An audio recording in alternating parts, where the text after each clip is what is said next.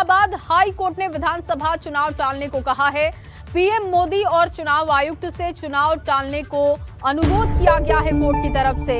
और कोरोना की तीसरी लहर की आशंका को देखते हुए कोर्ट का अनुरोध है चुनावी रैलियों और सभाओं पर रोक के लिए कड़े कदम उठाए जाए। ये हाई कोर्ट की टिप्पणी है। प्रधानमंत्री चुनाव टालने पर विचार करें, हाई कोर्ट ने टिप्पणी की। और यूपी, उत्तराखंड समेत 5 राज्यों में विधानसभा चुनाव होने वाले हैं, लेकिन उससे पहले हाई कोर्ट की ये टिप्पणी बहुत ही गंभीरता से लेने की जरूरत है, क्योंकि लगातार हम देख रहे हैं रैलियों में और सभाओं में जिस तरीके की भीड़ दिखाई दे रही है, उससे कहीं ना कहीं अब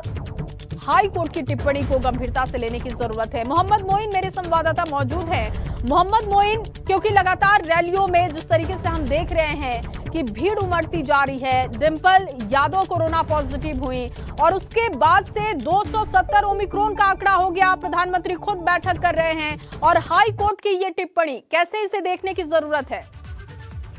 जी बिल्कुल, देखिए उत्तर प्रदेश में विधानसभा के जो चुनाव होने हैं और उम्मीद ये जताई जा रही है कि अगले 10 से 15 दिनों के अंदर अधिसूचना भी जारी हो सकती है। तो उसमें जिस पर पूरे देश की निगाहें लगी हुई हैं, उसको लेकर इलाहाबाद हाई कोर्ट ने एक बड़ा सुझाव दिया है, प्रधानमंत्री को दिया है, चुनाव आयुक्त को दिया है और अनुरोध ये किया है कि कोरोना की तीसरी लहर जो आशंकित है,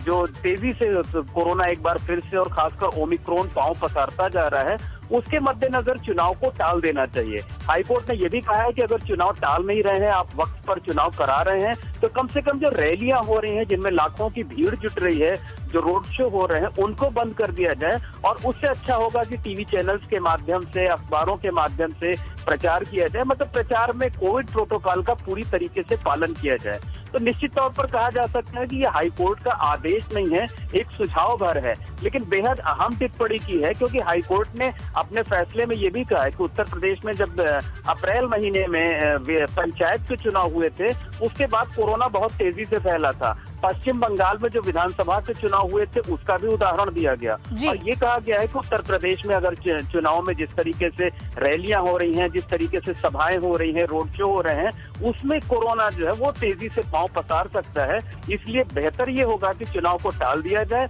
और अगर टाला नहीं जा रहा है तो जो पब्लिक प्लेस पर पब्लिक गैदरिंग के प्रोग्राम हो रहे हैं, रैलियां हो रही हैं, जनसभाएं हो रही हैं, जुलूस निकाले जा रहे हैं, बिल्कुल। और मोहम्मद मोइन, क्योंकि ये बहुत ही टिप्पणी जिसे कह सकते हैं कि इस समय में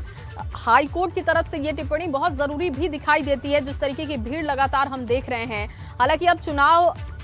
आयोग की तरफ से और प्रधानमंत्री मोदी की तरफ से, सरकार की तरफ से क्या प्रतिक्रिया रहती है, ये भी देखना होगा। बहुत शुक्रिया तमाम